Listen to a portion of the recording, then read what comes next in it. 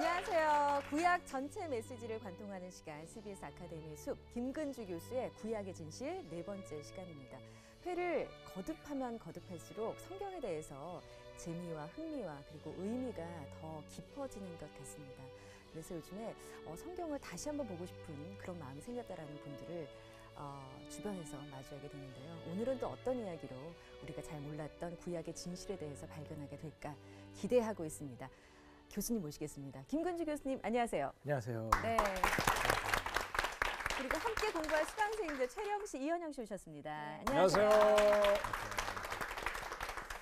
교수님 오늘은 어떤 이야기를 해주실 건가요? 우리 구약 성경에 포함되어 있는 책들 그리고 그 책들이 어떤 식으로 배열되어 있는지 그리고 시간이 된다면 창조에 대해서까지 오늘 할 것이 꽤 많이 있는 것 같습니다. 네.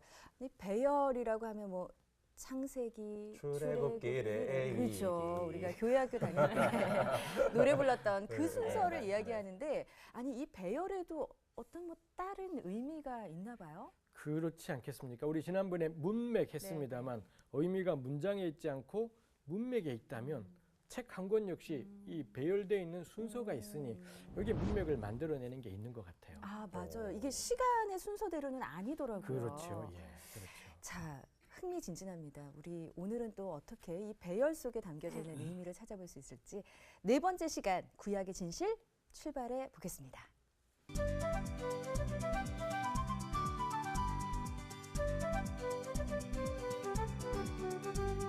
예, 우리가 가지고 있는 구약 성경은 모두 39권의 책으로 되어 있습니다. 우리 기독교가 하나님 말씀으로 고백을 하고 있죠. 그래서 우리가 이 책들을 우리 신앙의 척도가 되는 책이라고 해서 정경이라고 한다. 우리 지난번에 보았더랬습니다만 이 구약 성경은 당연히 우리 이전에 유대교에서도 이 책들을 자기네의 정경으로 가지고 있었죠. 제가 오늘 같이 시작을 해보려고 하는 것이 우리 같은 이 구약을 하나님 말씀으로 받고 있지만 약간씩의 차이가 있는 것 같습니다. 유대교, 일단 먼저 유대교를 한번 생각을 해보면 유대교 같은 경우는 구약 성경을 세 조각을 내었습니다. 첫 번째 조각을 가리켜서 율법서라고 부르고요. 율법서에 포함이 되는 것이 우리 가지고 있는 창출 레민신, 한글이 이상하지만 명확히 창출 레민신이라고 제가 쓴 겁니다. 요 5권의 책이 율법서인 거고요. 그 다음에 두 번째 가지고 있는 것이 예언서입니다. 예언서에는 여호수아가 있고요. 사사기가 있고 사무엘 상하를 합쳐서 한 권으로 사무엘, 열왕기 상하를 합쳐서 한 권으로 열왕기 이렇게 있고요. 그 다음에 이사야, 예레미야, 에스겔, 다니엘이 아니라 이사야, 예레미야, 에스겔, 그 다음에 호세아부터 말라기까지 12권을 가리켜서 우린 보통 소예언서 이렇게 부르는데 요거 전체를 합쳐서 한 권으로 쳐서 이렇게 해서 예언서는 8권이 있습니다. 여호수아, 사사기, 사무엘, 열왕기가 앞쪽에 있어서 전기 예언서라고 부르고요. 이사야, 예레미야, 에스겔 12예언서를 하나로 쳐서 모두 합쳐서 8권. 우리랑 똑같은데 세는 방식이 좀 다른 것이죠. 마지막 세 번째 부분은 성문서라고 우리가 이야기를 합니다. 성문서라는 게 여기가 거룩할 성자가 아니라 될 성자이기 때문에 성문서라는 말은 그냥 책들, 글들 뭐 이 정도의 의미이겠습니다. 여기로 분류가 되어 있는 책들이 시편, 욥기, 잠언, 시옵잠, 그 다음에 룻기, 아가서, 전도서, 에가, 에스더. 제가 이걸 외우려고 얼마나 애를 썼겠습니까? 에가, 에스더, 그러셨겠어요. 그 다음에 다니엘, 에스라와 느헤미야를 합쳐서 한 권, 가장 마지막 책이 역대기, 역대상하를 합쳐서 한 권, 요렇게 해서 여기에 포함되어 있는 책이 11권입니다. 전부 다 합치면은 유대교가 가지고 있는 정경은 24권이다라고 우리가 그렇게 알 수가 있습니다. 개신교, 우리 기독교 성경하고 똑같아요. 똑같은데 권수 세는 방식이 이렇게 합쳐버린 것들이 있고 심지어 12예언서는 한 권으로 쳐버리는 것이 있어서 39권에 비해서 15나 줄어 있지만 실제로는 뭐 완전히 똑같은 것이다라고 할 수가 있겠습니다. 요게 유대교의 정경인 거고요. 그에 비해 기독교 같은 경우는 차이가 있지요. 기독교에 대해서는 제가 뭐 따로 더 쓰진 않겠습니다. 요거랑 순서는 똑같은데 차이가 있다면 배열의 차이가 있겠습니다. 우리 배열의 차이를 보려면 번거롭지만 써야 되겠습니다. 맨 처음에 있는 게 우리가 보통 율법이라고 부르는 책들이 있지요. 다시 한번 이건 지우지 말 걸 그랬어요. 창출, 내민신 5권의 책이 있고요. 그 다음에 있는 것이 뭐가 있습니까? 여호수아부터 시작되는 역사서라고 불리는 부분이 있습니다. 여호수아, 사사기, 사무엘 상하, 열왕기 상하, 역대 상하, 에스라, 느헤미야, 에스더까지, 에스라, 느헤미야, 에스더까지가 다 우리 한꺼번에 몰려 있지 않습니까? 그 다음에 있는 것이 시와 지혜라고 보통 우리 뭐 이렇게 분류하는 여기에 들어있는 책들이 욥기, 시편, 잠언, 전도서, 아가서까지가 시와 지혜. 마지막에 있는 게 예언서 혹은 뭐 선지서라고 부르는 책들이죠. 이사야, 예레미야, 에스겔, 그 다음에 에가가 여기에 있죠. 예레미야와 에스겔 사이에 에가가 있고, 그 다음에 다니엘이 있고, 우리 12소선지서 호세아부터 시작해서 말라기까지 뭐 이렇게 되어 있는 것이 이게 이제 우리 기독교의 구약 성경이 되겠죠. 기독교가 전부 39권입니다. 이렇게 안 썼지만 그렇게 우리 보면 좋겠습니다. 이게 기독교가 가지고 있는 성경이고요. 이거 우리 조금 이따 다시 한번 생각해 봐야 되지만 천주교 이야기도 짚고 가야 될 것 같습니다. 우리 보통 천주교 혹은 공식적으로는 로마 가톨릭이라고 불리는 가톨릭 교회 같은 경우는 우리랑 조금 차이가 있습니다. 율법서에 있어서는 차이가 없고요. 역사서에 가면 에스라, 느헤미야 다음에 토빗이라는 책이 있고요. 유딧이라는 책도 있고 그 다음에 에스더가 있긴 있는데 길어요. 우리 에스더보다는 내용이 더 있습니다. 그 다음에 나오는 것이 마카베오 상하 뭐 이런 책들이 마카베오 상, 마카베오 하 해서 여기에 토빗, 유딧, 마카베오 상, 마카베오 하 4권이 더 들어가 있고요. 에스더는 차이가 있지만 일단 같은 책이라고 치고 그 다음에 시와 지혜에 가서는 욥기, 시편, 잠언, 전도서, 아가 다음에 솔로몬의 지혜라는 책이 한 권 더. 그 다음에 집회서라는 책도 여기 요 부분에 속해요. 다 시편이나 욥기, 잠언하고 비슷한 성격의 책들이 솔로몬의 지혜랑 집회서랑 여기에 들어와 있고요.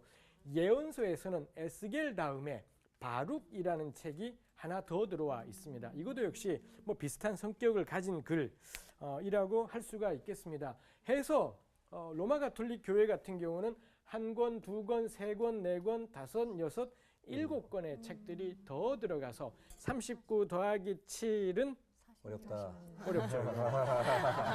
그렇습니다. 46권인 건가요? 그렇게 가지고 있지요. 이것처럼 개신교회는 가지고 있지 않은데 가톨릭 교회가 가지고 있는 책들을 가리켜서 우리가 뭐라 그럴까요?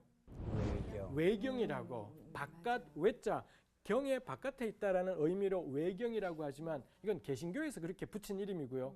당연히 가톨릭 교회에서는 그렇게 부르지 않고 제2정경 정경인데 제2정경이다. 그러니까 정경하고 똑같은 무게를 주고 있고 근데 개신교 교회는 이 책들을 외경이라고 그렇게 부르고 있습니다. 우리 보통 구약의 마지막이 말라기라고 생각을 하고 말라기부터 예수님 오실 때까지는 계시가 없는 암흑의 시대 뭐 이런 생각들을 하기 쉬운데 그렇지 않다라는 거죠. 이 책들에서 이 외경 책들에서 볼 수 있는 것처럼 이거 보시면은 이때에도 하나님께서 그 백성들과 함께 역사하셨고 그 다음에 이 시대 사람들이 이 구약의 말씀들이 무슨 의미인지에 대해서 꽤 많은 고민들을 하고 성찰들을 하고 신약 성경으로 넘어가서 신약에 나올 내용들의 꽤 많은 것들이 이 부분에 들어있기도 해요. 그 다음에 우리 성경 전체에서 신약에는 있는데 구약에는 없는 거 뭐가 있을까요? 신약에는 있지만 구약에는 없는 가장 대표적인 게 부활입니다.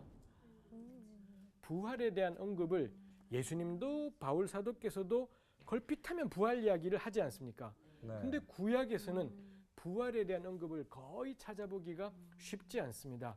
이런 변화가 언제 생겼냐? 요때 생겨요. 구약과 신약의 사이 시대. 신약에서는 가브리엘이라는 천사가 나오지 않습니까? 근데 구약은 긴 시대 동안에 다니엘서에 물론 가브리엘, 미가엘이 나오지만 다니엘도 꽤나 끝에 쓰여진 거고, 이 천사들의 이름들이 왕창 생긴 것도 언제냐? 요 시기가 되기도 하는 거죠. 무엇보다도 초대교회가 참 열심히 읽고 하나님 말씀이라고 여겼다는 거죠. 혹시 들어보신 적 있을지 모르겠습니다. 어거스틴이라고 들어보셨습니까? 네. 어거스틴이라고도 하고 뭐 아우구스티누스라고도 한다는 그 어거스틴이라는 우리 교회가 참 좋아하는 이분은 이 외경이라고 불리는 책들을 하나님 말씀이라고 굳게 믿었고요. 어거스틴이 있는가 하면 어거스틴이 있고요. 요 시대에 제롬이라는 사람도 있었습니다. 제롬 혹은 히에로니무스라는 뭐 이런 길다란 이름으로 말할 수도 있습니다만, 제롬이라는 분이 신구약을 라틴어로 번역하려고 생각을 했어요. 번역을 하려고 할 때 무엇을 가지고 라틴어로 할까 하다가 구약 성경을 히브리어로 된 구약 성경을 가지고 번역해야 되겠다 마음을 먹은 겁니다. 근데 유대인들이 보던 히브리어 구약 성경에는 외경 같은 책들이 없어요. 근데 당시 교회는 헬라어로 쓰여 있는 그 외경들이 다 들어가 있는 이걸 보고 있었던 겁니다. 그래서 어거스틴이 제롬한테 편지 보내서 너 왜 우리 교회가 보는 이게 아니라 유대인들이 보는 히브리어 성경으로 번역하려고 하냐? 그러지 마라. 이 헬라어 이게 영감된 거다 말릴 정도였었는데, 제롬은 굳이 히브리어를 가지고 라틴어로 번역하겠다라고 결정을 해요. 왜냐하면 유대인들하고 논쟁을 하다 보니 나는 헬라어 성경을 가지고 나가고 저 사람들은 히브리어를 가지고 나가다 보니 안 맞는 게 있어서 논쟁을 위해서라도 히브리어를 옮겨야 되겠다. 뭐 이렇게 했던 거죠. 이 이래로 유럽의 역사가 바뀌어버린 거죠. 제롬의 라틴어 번역 이래 히브리어 성경 전통이 교회의 전통이 되었고요. 그러면서 이 헬라어로 된 책들이 그 안에는 외경들이 다 있던 건데 더 읽혀지게 되고, 제롬 개인으로도 이 책들은 신앙에 유익하지만 정경이진 않다. 어거스틴은 이건 하나님 말씀이다. 이게 둘 사이에 다른 차이가 있었지요. 이게 쭉 이어져 와서 제롬의 계열을 이어간 것이 종교개혁이죠. 루터나 칼빈이나 이분들은 외경은 아주 유익한 책이지만 정경이진 않다 했던 거고요. 루터와 칼빈이 그렇게 하는 게 못마땅했던 로마 가톨릭 교회는 너네가 부정해? 절대 그럴 수 없지 해서는 이 외경은 명확한 하나님의 말씀이다라고 확정을 이 중세 때 확정을 했죠. 그게 지금까지 되어서는 가톨릭 교회랑 개신교 교회가 정경에 있어서 뭐 꽤 큰 차이들이 생겨버린 것 같습니다. 요거 우리가 생각한다면 저는 외경은 존중될 필요가 있다. 지금 와서 이건 하나님 말씀이야. 그럴 필요는 전혀 없을 것 같고, 다만 존중될 필요가 있겠고, 어떤 신앙적인 서적보다도 훨씬 유익할 수 있는 게 저는 외경일 거다 생각을 해요. 왜냐하면 처음 300년에 그 순교자가 막 나오던 처음 300년의 교회가 외경을 열심히 읽었다라는 거죠. 이 말씀 읽고 은혜 받고 아마 삶에도 영향이 있었고, 어거스틴 같은 경우도 이 책을 정말 좋아하고 권장했고 이런 것들이 있더라이죠. 오늘 나누고 싶은 것의 첫 번째 덩어리였었고요. 오늘 우리가 갈 길이 겁나 멉니다. 두 번째 덩어리가 우리를 기다리고 있습니다. 이건 제가 공부를 하다가 다른 학자들이 주장하는 걸 보고 배웠던 것, 저에게 큰 도움이 되었던 것입니다. 아까 했었지 않습니까? 유대교는 구약을 어떻게 배열하느냐? 율법서가 제일 처음에 있고요. 그 다음에 예언서가 있고 그 다음에 성문서가 있지 않습니까? 율법서, 하나님께서 그 백성들에게 원하시는 삶의 원칙, 이게 율법서이지 않습니까? 이렇게 살아야 된다. 예언서는 크게 두 가지의 내용이 있습니다. 첫 번째가 심판이에요.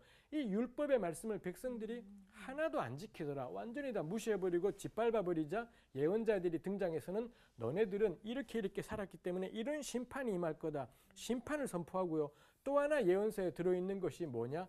회복에 대한 예고예요. 이 심판 이후에 하나님께서 가져오실 영광의 날에 대한 선포, 이게 있더라는 거죠. 심판을 무효로 만드는 회복이 아니라 심판은 못 바꿔요. 이거 우리 생각할 만해요. 우리 교회는 심판이 없어질 거라 생각하지만 어린 반푼어치도 없죠. 박살 날 겁니다. 하나님을 거역하고 떠나버린 우리 교회는 초토화돼 버리는 일이 일어날 겁니다. 근데 그게 끝이 아니라 그 다음에 회복이 있다라는 거죠.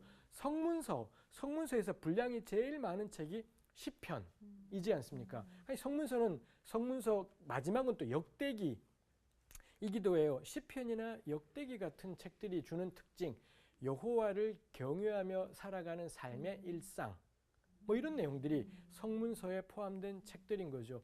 하나님을 경외하며 살다가 힘들기도 하고 어렵기도 하지만 시편으로 대표되는 할렐루야 찬송을 부르며 그와 함께 걸어가리.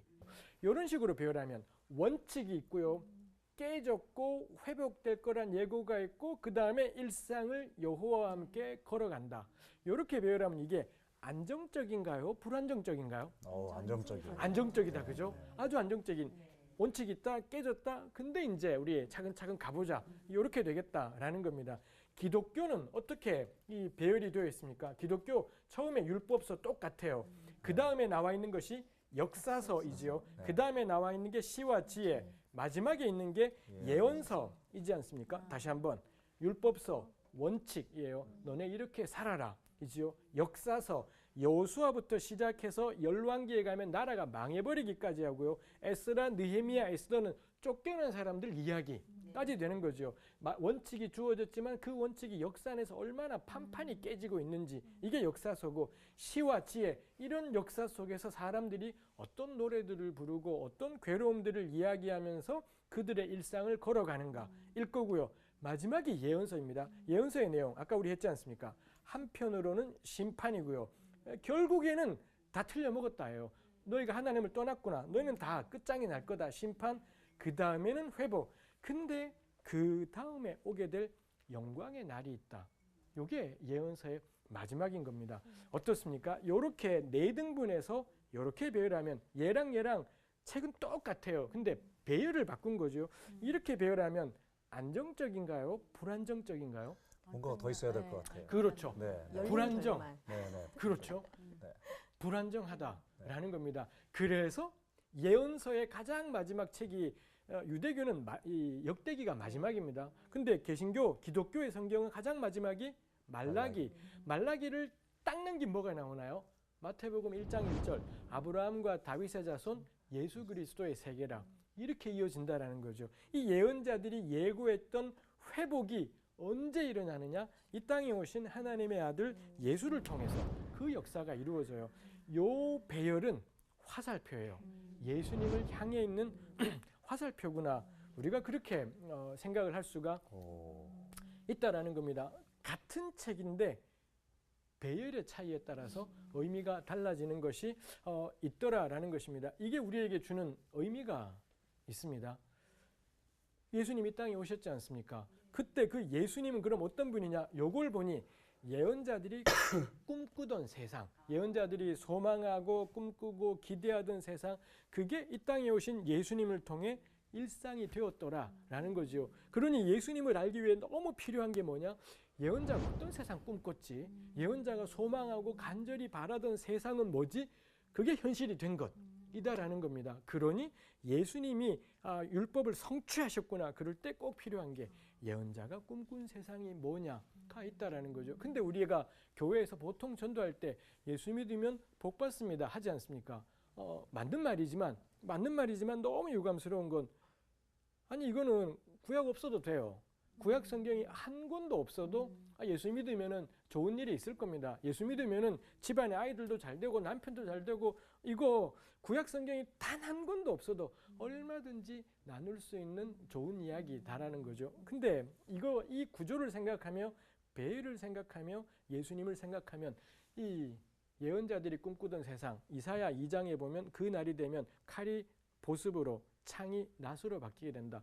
전쟁이 없는 세상이 올 거고 각자 농사 지으며 살아가면 되는 세상. 이사야 11장에 가면 이리와 어린 양이 함께 뛰어노는 세상.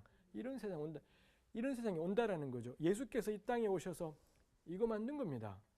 하나님 백성들이 가는 곳마다 전쟁 없는 세상이 될 거고 이리가 어린 양 될 필요 없어요. 우리 자꾸 교회 다니면 자꾸 양 만들어요. 이 드세 좋고 이 기세 좋고 기강이 뭐 당당하던 그런 형제들이 어느새 겁나 양양거리면서 맨날 뭐 걸핏하면 삐지고 걸핏하면 상처받고 그렇게 된 것 같아요. 그죠? 예. 이 호연지기가 있던 사람들이 교회 다니고 성경 공부하면은 틀린 걸 봐도 한 말도 안 하고 틀린 걸 봐도 저항하지도 않고 불의를 봐도 찍소리 하지도 않고 그냥 다 참아요. 그냥 다 참고 그래 살지 마라. 이게 일인 일이대로 살아라. 사자는 사자대로 살고 양은 양인대로 살아라. 근데 양 잡아먹지 마라. 남 잡아먹고 너 배불리지 말고 사자와 어린 양이 함께 살아가는 세상. 사자가 양 될 필요 없고 교회 열심히 다니면 하나님이 우리 새끼를 사자 만들어 주신대요. 지긋지긋해요. 이거 징글징글한 논리이지 않습니까? 이러려면 대한민국 3% 10% 안에 들어가는데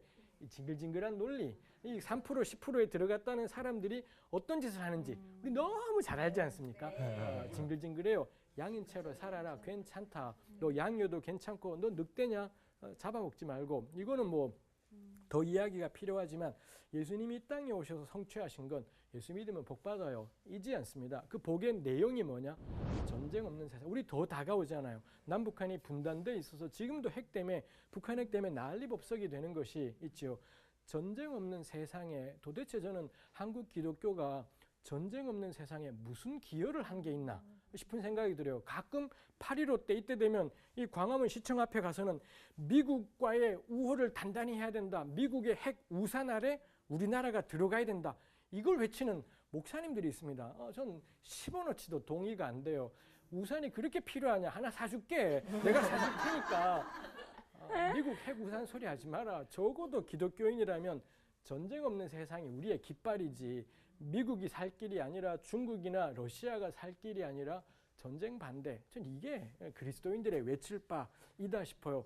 이런 모든 것들이 어디에서 오냐?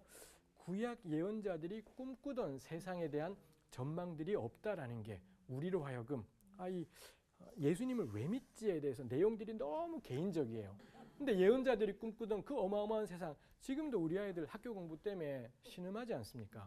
그 기도해서 공부 잘하게 해주세요. 이 징글징글한 기도하지 말고 그딴 대학 안 가도 된다. 네. 저도 대학 간 처지에 이 말하는 게 웃기고 자빠졌다 싶을 수도 있습니다만 뭐 갈 사람은 가고 안 갈 사람은 안 가겠죠.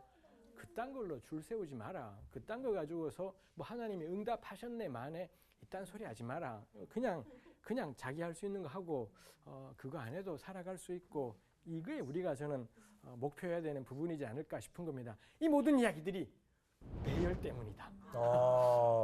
라는 거죠. 야, 이 배열 하나로 정말 엄청난 변화가 있네요, 이게. 그렇습니다. 요거 성경에 제가 지금 나눈 거에 성경에 쓰여 있습니까? 안 쓰여 있습니다. 안 쓰여 있어요. 전부 이거는 어떤 학자가 배열의 의미를 이야기했고 그걸 제가 배웠고요. 그 다음에 제가 요국리 조국리 막 잔머리를 굴려본 것입니다. 그러니 어디 가서 성경이 그래 되어 있더라. 그렇게 되어 있지 않습니다. 저의 상상이고 저의 궁리인 것이니 뭐 우리 함께 하시는 분들도 한번 생각해보고 궁리해 볼 수 있겠다 싶어요. 이거 궁금해요.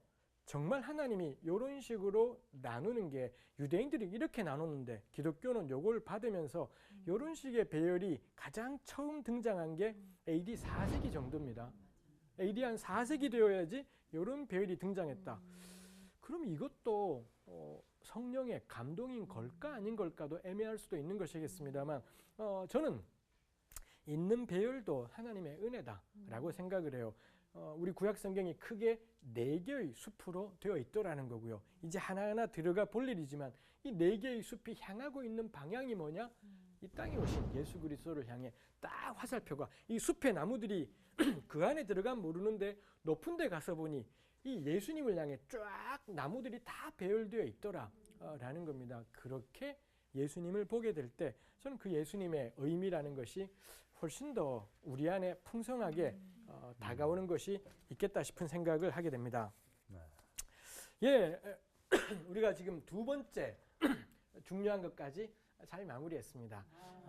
생각보다도 너무 잘 들어주셔서 쉽게 와서 이제 나머지 하나는 조금 널널하고 여유롭게 가보려고 합니다. 창세기의 가장 처음 내용이 창조이지 않습니까? 네. 이제 우리가 성경 속으로 들어가는 겁니다. 들어가기에 앞서서 또 한 가지 자세와 연관된 자세 문제랑 할 수 있겠다 싶은데 요거 하나 짚어야 될 것 같습니다. 창세기에 보면은 하나님께서 엿새 동안 세상을 만드셨다 이렇게 되어 있지 않습니까? 명백히 누가 읽어도 첫째 날에 이렇게 하시고 둘째 날 6일 동안 만드셨고요. 각 날들마다 저녁이 되고 아침이 되니 이게 있어요. 네. 이게 된다라는 건 오늘 우리처럼 24시간짜리라고 보는 것이 맞을 겁니다. 그러고 보면 하나님이 24시간짜리 엿새 동안에 온 세상을 다 만드신 거다라고 사람들이 생각을 했던 거고요. 그러고는 성경에 등장하는 사람들의 나이들을 전부 다 세어보았더니 하나님이 아담을 언제 만드셨을까? 6,000년 전이다.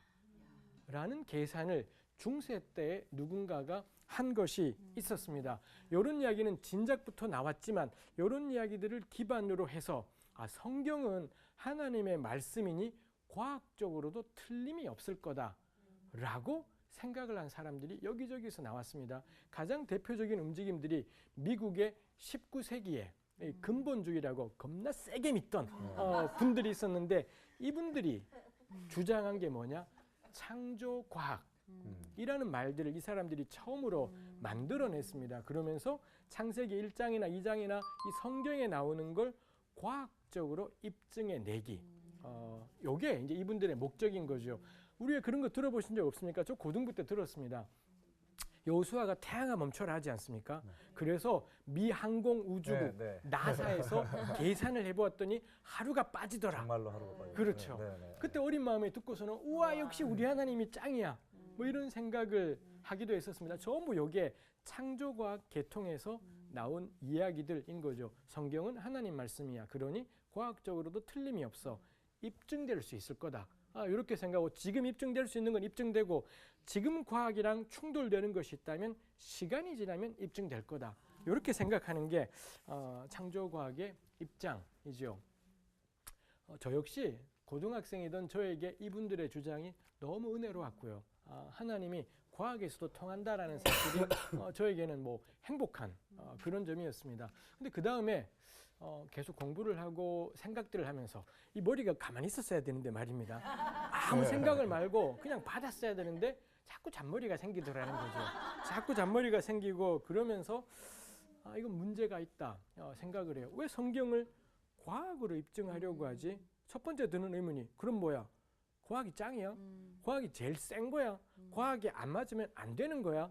과학이라는 건 가장 힘있고 높은 위치에 있고 우리 성경, 이 우리가 좋아하는 우리가 사랑하고 신뢰하는 이 하나님이 과학하고도 맞아. 우와 하나님 대단해. 근데 진짜 대단한 건 과학이지 않습니까? 과학이야말로 기준이 되어버린 것이니 제가 느낀 것이 창조과학이라는 이 흐름은 자칫하면 과학이 가장 높은 자리에 가버린 학문일 수 있겠다 싶은 그런 문제되는 생각들이 들었습니다. 가령 우리 한번 따져볼 게 있지요. 시편 19편 5절 6절 이거 한번 우리 요리조리 생각해 보지요. 현영 씨께서 한번 읽어주시겠습니까? 해는 그의 신방에서 나오는 신랑과 같고 그의 길을 달리기 기뻐하는 장사 같아서 하늘 이 끝에서 나와서 하늘 저 끝까지 운행하며 그의 열기에서 피할 자가 없도다. 아멘. 감사합니다. 우리 이 구절이 의미하는 게 뭘까요? 하늘 이 끝이 있고 저 끝이 있다고 당시에는 생각을 했었나 봐요. 그렇죠. 예, 이게 뭐 과학 얘기가 나와서 그런데 천동설을 믿었던 당시를 얘기한 게 아닐까? 그럴 수 있겠죠. 해가 여기서 와서 저기로 간다라고 지구는 가만히 있고 해가 움직이지 않습니까? 이건 명백히 천동설이라고 해서 지구는 고정 태양이 움직인다라고 중세 때까지도 사람들은 그렇게 생각을 했던 거고요. 근데 뭐 코페르니쿠스니 갈릴레오니 이런 사람들이 등장하면서 그렇지 않다. 지구가 태양의 둘레를 돈다. 지동설을 이야기했고요. 이게 원체 근거들이 있었기 때문에 교회도 중세 교회 역시 지동설이 맞을 것 같다 싶었대요. 근데 인정할 수 없었던 게 만일 그러면 이런 시편 구절은 어떻게 하지? 분명히 하나님 말씀은 태양이 여기서 떠서 저기로 간다라고 했는데 근데 지동설이 맞다면 성경이 틀린 게 돼버리니 사람들이 하나님 말씀을 우습게 생각하면 어떡하지? 이 두려움들이 교회에게 있었던 거죠. 끝까지 천동설을 고집해요. 교회가 지동설을 인정하지 않고 생각이 다 바뀐 다음에도 제 기억이 아마 18세기인가 와서 가톨릭 교회가 공식적으로 지동설이 옳다라고 인정을 하게 되었다라고 합니다만 우리 지금 어떻습니까?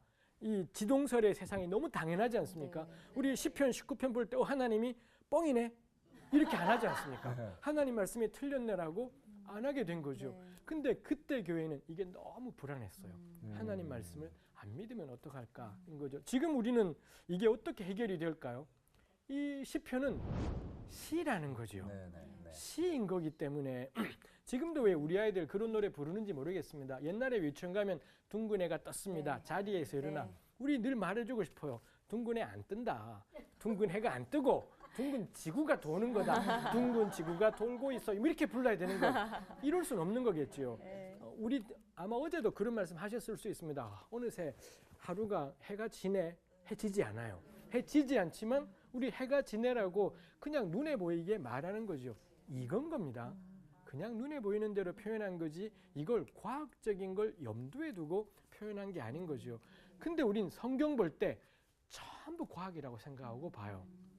성경 안에도 눈에 보이는 대로 해는 이 끝에서 떠서 저 끝으로 간다. 하나도 문제될 것이 없지요. 실제 우리 눈에도 그렇게 보이고 지금 시편 기자는 과학을 말하고 싶은 것이 아니라 이 태양의 열기를 통해 시편 19편은 율법의 능력에 대해서 말해주고 싶은 것이 있었던 것이다라는 겁니다. 제가 알아보니 과학자들은 우주가 137억 년 전에 만들어졌대요. 어마어마하죠. 지구는 46억 년 전에 만들어졌다라는 게 대체적인 견해래요. 반박하는 사람들도 꽤 있다라고 하고 뭐 이거다라고 말은 못하지만 제가 이 천문학 하시는 분에게 여쭤보니 46억 년 전 이게 대체적인 이야기라는 것입니다. 전 이건 교회가 낄 일이 아니다. 창세기 1장을 가지고서 창세기에 나와 있는 날짜, 나이를 전부 계산한 다음에 6,000살. 이건 교회가 낄 일이 아니라 성경이 말하고 싶은 건 하나님과 그의 백성. 이걸 말하고 싶었던 건데 이걸 과학으로 접근해서는 문제가 있겠다 싶어요. 요건 그럴 수 있겠습니다. 진화론은 어떨까요? 진화론. 우리 이 아무것도 없던 때에서 이 단세포가 생기고 다세포가 되고 이게 좀 더 진화하고 동물이 되고 원숭이가 되고 사람이 되고 뭐 이런 식으로 되어 왔다라는 게 진화론이지 않습니까? 당연히 이게 나올 때 교회가 발칵 뒤집어지고 난리가 난 성경에 봐라 아담을 지으셨지 하나님이 딱 단세포부터 버튼 딱 누르자 지가 알아서 막 착착착착착 원숭이 착착착 아담 이러지 않았다라고 하면서 뭐 난리가 나고 지금도 뭐 저도 역시 마찬가지인 거고요. 진화론이 진리인가에 대해서는 전 잘 모르겠다 싶습니다. 근데 대체로 과학자들은 진화론에 대해서 인정을 하고 이게 뭐 과학의 보편적인 견해가 된 것 같습니다. 그 궁금해요. 중세교회는 이 지동서를 받아들이면 하나님 사람들이 성경 안 믿고 신앙이 붕괴될 거라고 생각했다는 건데 그때 그 사람들은 정말 그렇게 생각한 것이고요. 그래서 루터 같은 분, 루터인지 칼빈인지 그분도 그런 말을 했어요. 아니 지동설이라니 그게 말이 돼? 그럼 여호수아는 태양아 멈춰라가 아니라 지구야 멈춰라 이렇게 외쳤어야 되는데 성경 봐 태양아 멈춰라가 돼 있지. 이분들 겁나 센 신앙인이잖아요. 근데 이런 분들조차도 당시의 한계는 못 벗어나더라 라는 것이지요. 그렇다면 전 진화론은 앞으로 우리가 좀 더 시간이 지나가면 우리는 이거 받아들이면 신앙이 붕괴될 것 같은데 정말 그럴까도 전 애매하다 싶은 것이 있습니다. 저는 진화론자이지 않습니다. 이거 받아들이기는 쉽지 않다 싶습니다. 근데 적어도 저는 그 생각은 듭니다. 진화론이냐 아니냐가 전 신앙의 관건이진 않겠다 싶어요. 제가 이렇게 약간은 물러선 입장이 되게 된 게 두 가지 경우 때문입니다. 첫 번째가 신실한 기독교인인데 진화론자가 있더라고요. 이분이 쓴 책을 내가 읽어보면서 프랜시스 콜린스라고 신의 언어라는 책이 있습니다.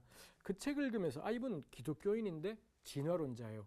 이런 분이 있구나. 책을 보면서 제게 충격이 되었고요. 그 다음에 살아있는 제 주위에 제가 아는 분 가운데 아주 제가 보기에는 독실한 기독교인인데 진화론에 대해서 열려있는 과학자가 있더라라는 겁니다. 제가 그분이랑 이야기하면서 내가 이분의 신앙에 대해서 뭐라 말할 처지가 안 된다. 예수의 십자가를 믿고 신구약 성경을 하나님 말씀으로 알고 있는데 내가 뭐라 말할 처지가 안 되는구나 싶어서 저는 뒤로 약간 물러났습니다. 진화론이냐 아니냐가 신앙의 관건이지는 않겠다 싶은 생각이 있습니다.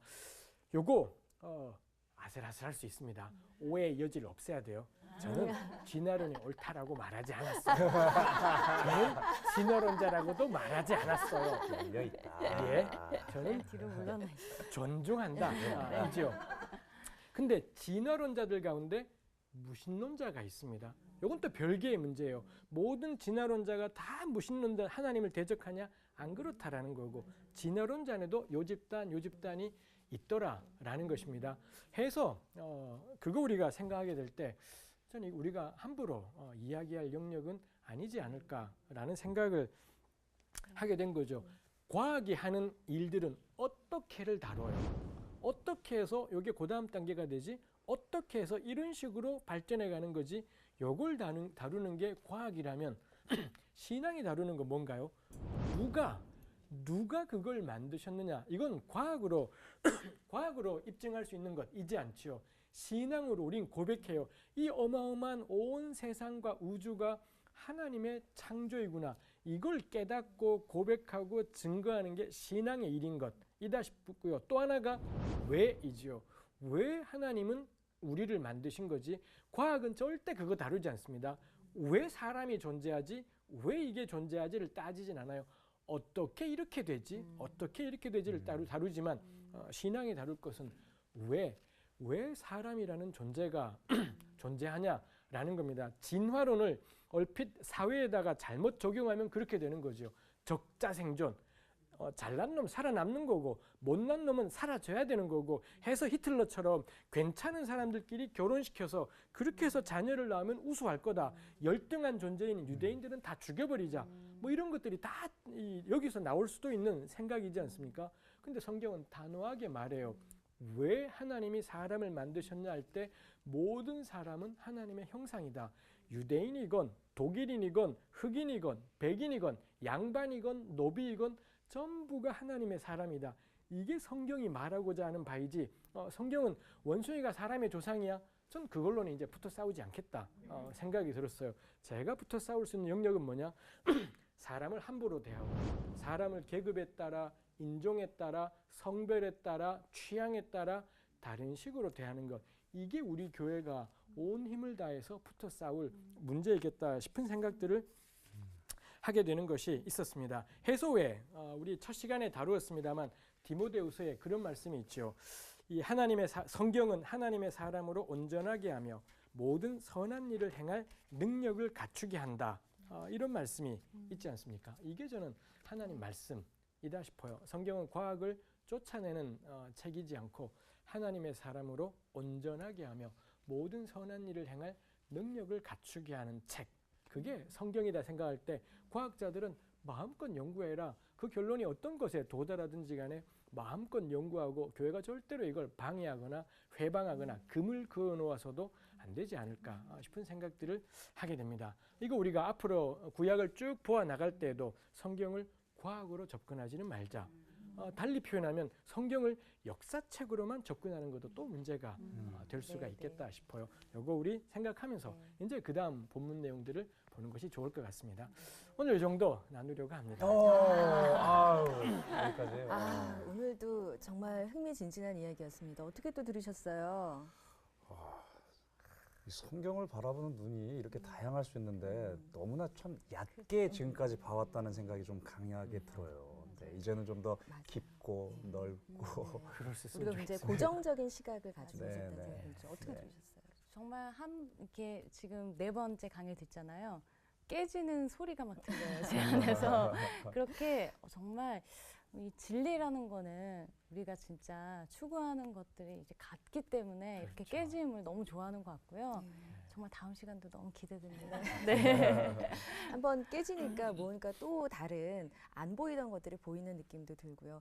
저는 사실 구약과 신약, 오늘 구약의 진실에 대해서 우리가 이런 시간이지만 이 방향이 이제 신약으로 연결되는 이 방향, 그리고 정말 하나님이 그 신약을 통해서 하고 싶은 그 세상 이야기가 또 구약에 이렇게 가득 담겨져 있구나. 네. 정말 다 놓치면 안 되겠다라는 생각이 들고요.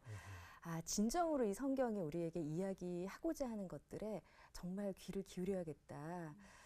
그것을 보기 위해서 우리가 정말 고정적인 시각 같은 거는 좀 버리고 깨져야 되지 않을까까지 흥미로운 강의 잘 들었습니다. 다음 주에는 또 뭐 하나요? 이제 다음 주는 들어가는 거죠. 네. 들어가서 창세기에 구약 전부를 다 할 수는 없을 거고 우리 원죄 이야기도 아까 잠깐 나왔었습니다만 또 사람이 왜 지어졌는가도 나왔습니다만 그 부분 사람은 왜 지어졌고 원죄라는 것은 뭐고 이것들에 대해서 한번 요리조리 궁리해 보려고 합니다.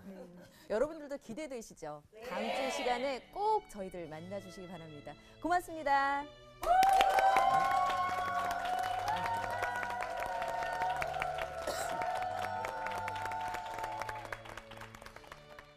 프로그램에 도움을 주신 분들께는 CBS 아카데미 숲이 제공하는 책과 CCM 음반 그리고 만화로 제작된 최고의 성경 자습서 성경 2.0을 드립니다.